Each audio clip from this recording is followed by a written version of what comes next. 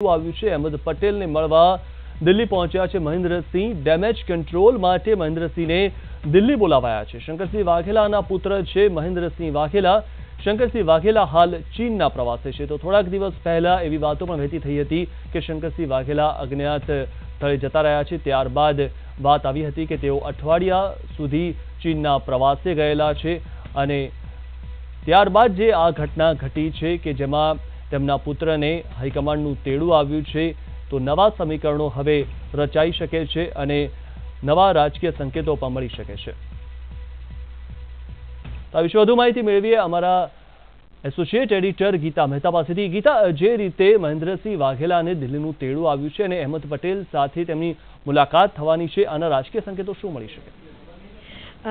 જી મિથુન, જે પ્રકારે બાપુએ નારાજગી દર્શાવી છે અને જે પ્રકારે તેઓ પક્ષમાં રહીને નિષ્ક્રિય થઈ ચૂક્યા છે તે આગામી વિધાનસભા ચૂંટણીમાં કોંગ્રેસને ખૂબ જ ભારે પડી શકે તેમ છે। બાપુએ પક્ષમાં રહીને નિષ્ક્રિયતા જે પ્રકારે બતાવી છે, તો સાથે સાથે બાપુના જે ફોલોઅર્સ છે, બાપુની પકડમાં જેટલી પણ કોંગ્રેસની બેઠકો છે, જેટલા નેતાઓ છે, તેમણે આડકતરી રીતે ભાજપમાં જવા માટેની પરમિશન આપી દીધી છે।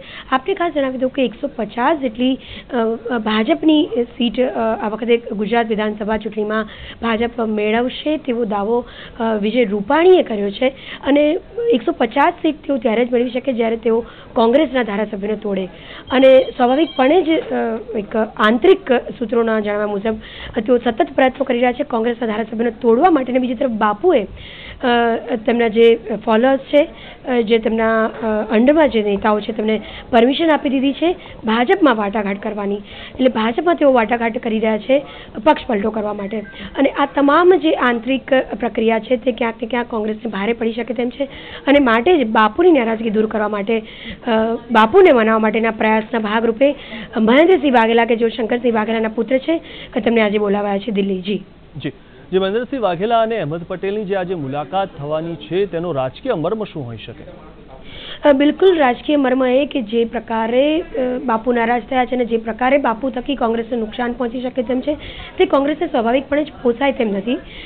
ઘણી બધી બેઠકો એવી છે, ખાસ કરીને દક્ષિણ ગુજરાતની બેઠકો, કે જે બાપુના પકડમાં છે અને જો બાપુ એક ઇશારો કરી દે તો તે બેઠકો ભાજપના અંડમાં ચાલે જાય તેમ છે। અને આ તમામ વસ્તુને રોકવા, ડેમેજ કંટ્રોલ કરવા માટે આ જે બેઠક છે તે બોલાવાઈ છે। જી, આ જે ચર્ચાઓ થશે ત્યારબાદ કોઈ મોટું પદ સોંપાઈ શકે છે? જી બિલકુલ, બાપુને મનાવવાના પ્રયાસ રૂપે નજીકના ભવિષ્યમાં કદાચ તેમને સીએમ પદના ઉમેદવાર પણ ઘોષિત કરી શકાય।